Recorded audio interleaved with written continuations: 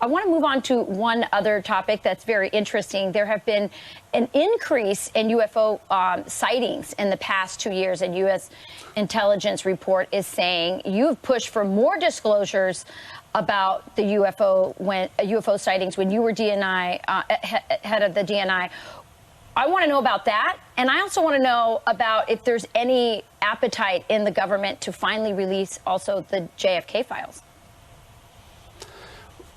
Well, when I became shortly after I became the DNI in June of 2020, I was the first one to publicly acknowledge that there was a unidentified aerial phenomenon task force through the Senate Intelligence Committee because I wanted there to be greater transparency to the American people about the number of sightings of things that are unexplained. And I know everyone gets caught up on alien life and all of that, but my concern as the Director of National Intelligence was, if anyone, foreign adversary, regardless of how you define foreign adversary, have technologies that the United States don't have, we need to find out more about that. And what we found that was Navy pilots and Air Force pilots were, discouraged from reporting that. They thought that it would impair their careers.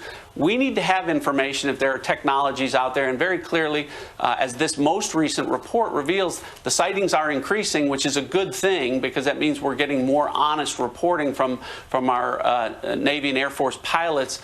But it gives us more information. We need to find out when there are, and there very clearly are now, hundreds of unexplained sightings, meaning that there's no natural phenomenon involved, there's no visual disturbance, it's not clutter or debris or birds or anything else, but objects that demonstrate technologies that seem to defy the law of physics and capabilities that we don't have as the world's superpower.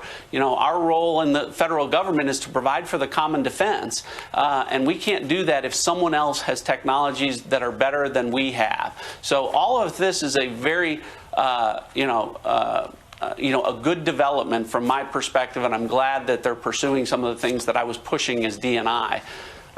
Your second question with regard to other classified information, I don't want to disclose conversations with former President Trump, but he did want to declassify the documents surrounding the Kennedy assassination, and there was some pushback at different levels, and ultimately he made the decision not to do it at that period of time. But obviously there's a lot of documentation out there of different things that I think the American people deserve to know about. Yeah. We need to restore confidence in our institutions, and I think transparency and some truth-telling and treating us like adults and citizens who are in charge of our government as opposed to servants. Well, that's true. Would work. So, John, treat us like an adult here. You've seen the intel. It's January 15th in the year 2023. Are aliens real?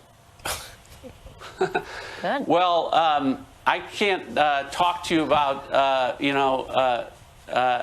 any potential alien life. So I'll just leave it at that. There you go. What does that answer say? I don't know. I don't know.